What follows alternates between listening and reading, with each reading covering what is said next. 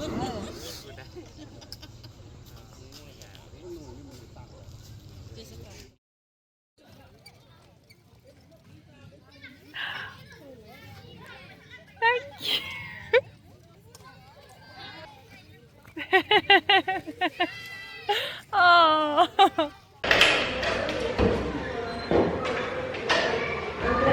Hey, thank you.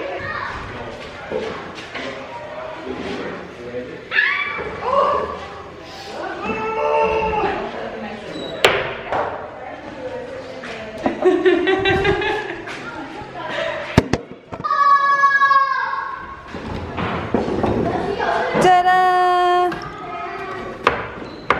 Oh, beautiful! Now the classroom's all light. Perfect! You're my little shadow, aren't you? My little shadow. Yeah. She helped me open all the windows. And we were doing the alphabet together, weren't we? Can you do the alphabet? The alphabet. A, B, C, D, E, F, G, H, I, J, K, L, M, N, O, P, Q, R, S, T, U, V, W, X, Y, and Z. Now I ABCs. Won't you come and sing with me? Yay! Well done! So this is the classroom.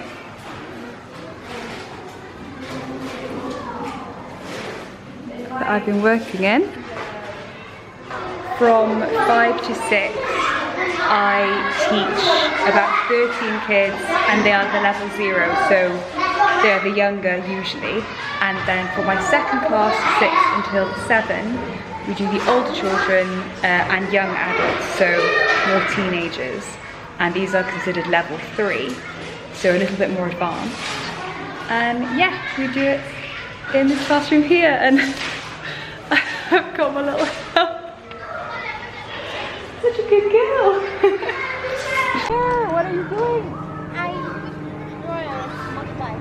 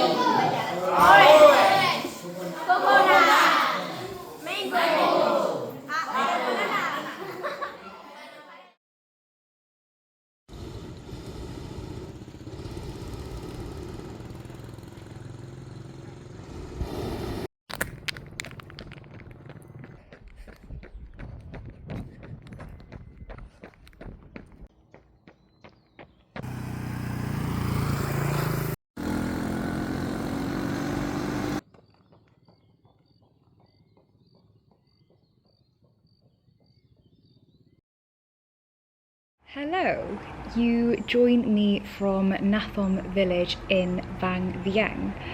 I feel like I've not actually spoken to the camera and caught up, so I need to kind of reset and update you all. So I'm actually in Vang Vieng for quite a long time. For the majority of my backpacking ventures, I'm in one place for 3 to 4 nights, then you're moving on, then it's the next activity, then it's the next destination, then it's the next consideration of transportation, and you're always on the go. But differently in Vang Vieng, I'm actually here for about 2.5 weeks because I am working and volunteering with the Sae Lao Project, and it's a community sustainability project, more so focusing upon English teaching for the young children and young adults that live in the Nathom Village just outside of the city centre of Vang Vieng. So I'm here volunteering for 2 weeks, English teaching in beautiful little schools to very, very happy and enthusiastic little Lao children. And it's been such a different experience from kind of the routine of backpacking, but it's been equally very refreshing. I definitely at first was quite intimidated by the concept of the minimum time you could volunteer was 2 weeks, because that's so long, because I've always been on the go, because timelines seem to be a bit quicker. But to come here, to have a sense of routine, to have a sense of predictability, there's a pre-established schedule, there's a timeline. It's been really nice because solo travel, you have so much choice, sometimes too much choice, and it becomes very exhausting and it becomes quite overwhelming.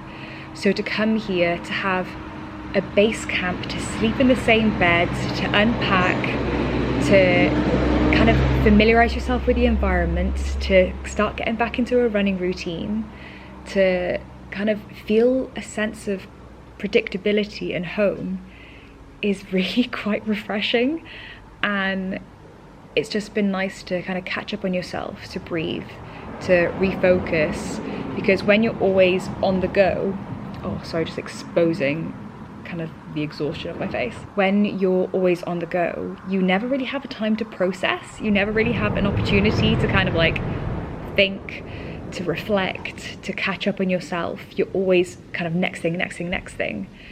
So it's been nice to have a routine, have a structure, have something to feel like you're contributing to go to the schools, to meet the children, to play, to enjoy their like effortless happiness as they play in the park. And it's just been such a beautiful place to stay also. It's very rural, it's very derelict, it's very off the beaten track, it's very underdeveloped, but you can't help but like be obsessed over all the limestone mountains, the greenery, the mountains, the buffalo that walks around, the cows that walk around. So it's been a refreshing change of scenery. There have been challenging moments just because of the nature of this being a volunteering project. There's lots of people here. There's very much a family vibe, which is very wholesome and very nice. But for somebody who's generally very socially withdrawn and prefers her time in solitude and is quite introverted, I am having to be kind of conscientious about, okay, where can I retreat? Where can I have my quiet moments to just recharge and lose myself in a book and do some journaling and have some me time, because I get kind of socially claustrophobic. So yeah, it's been a very unique experience, a very different experience, and a wholesome one. Yeah, it's a really cool place. It's a really great opportunity to teach the kids, to develop relationships, to play about, to giggle with them. There are beautiful lagoons. There's this kind of derelict restaurant that they had previously, but they've kind of moved it to just up the road. So this is kind of a nice quiet space under the shade to retreat, and there's water buffalo. It's very pretty. And yeah, today's a free day, so I'm just enjoying some quiet time. I'll go to the lagoon later. I've been for a 10k run, just restoring all the needs of Lara.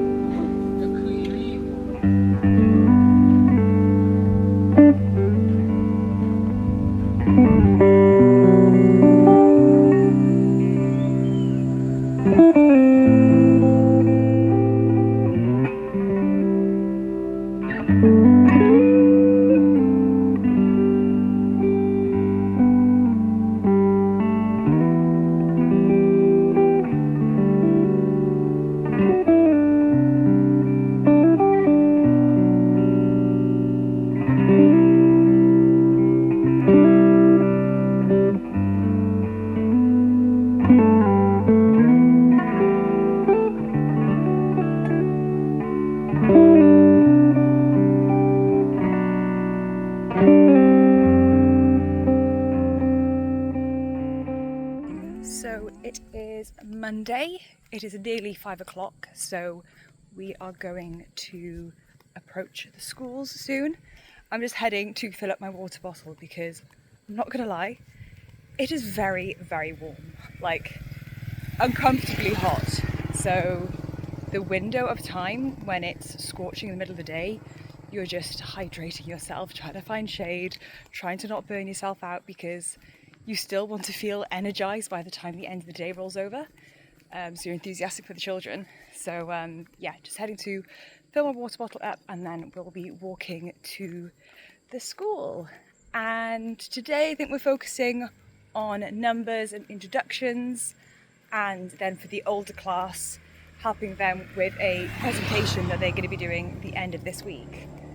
But yeah, I've just spent some time wandering about, reading Against the Blue Lagoon, caught up with Dad, did some writing this morning, and we did the class preparations. So yeah, a productive one, and hopefully today's classes will be nice and productive and wholesome.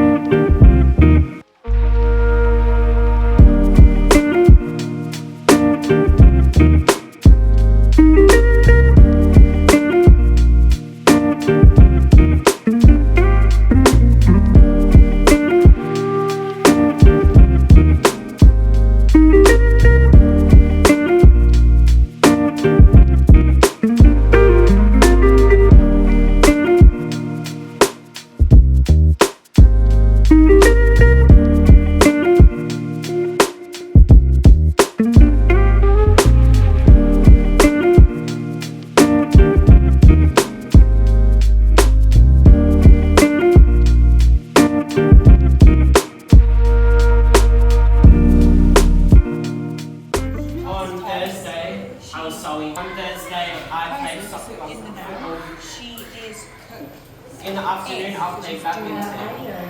In the afternoon, I'll play volleyball.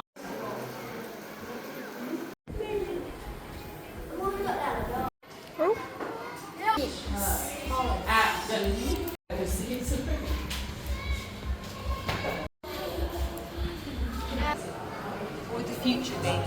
Yeah.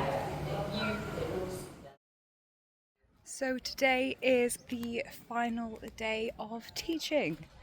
And it has gone by remarkably quickly.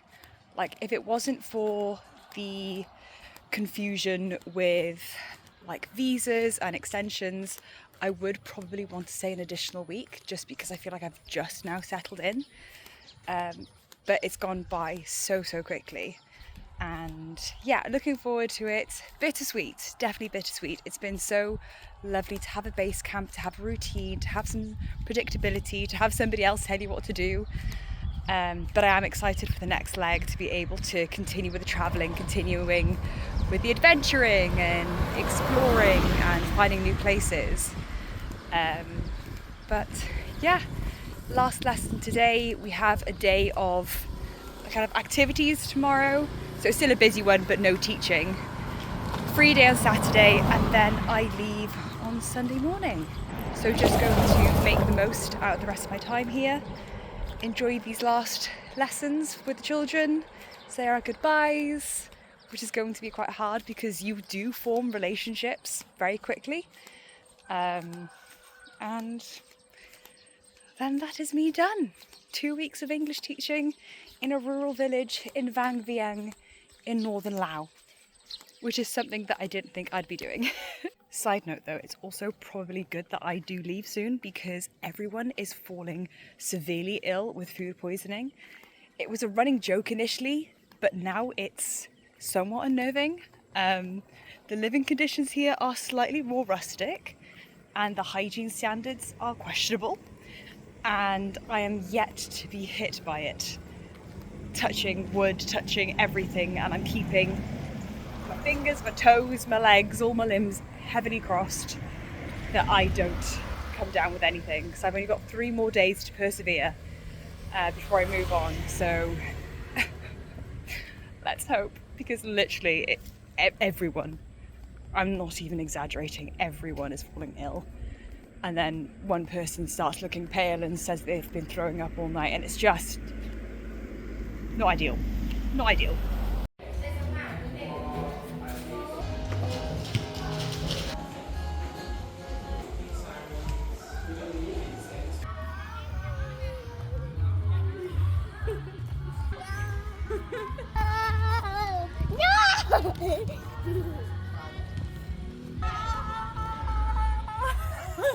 No!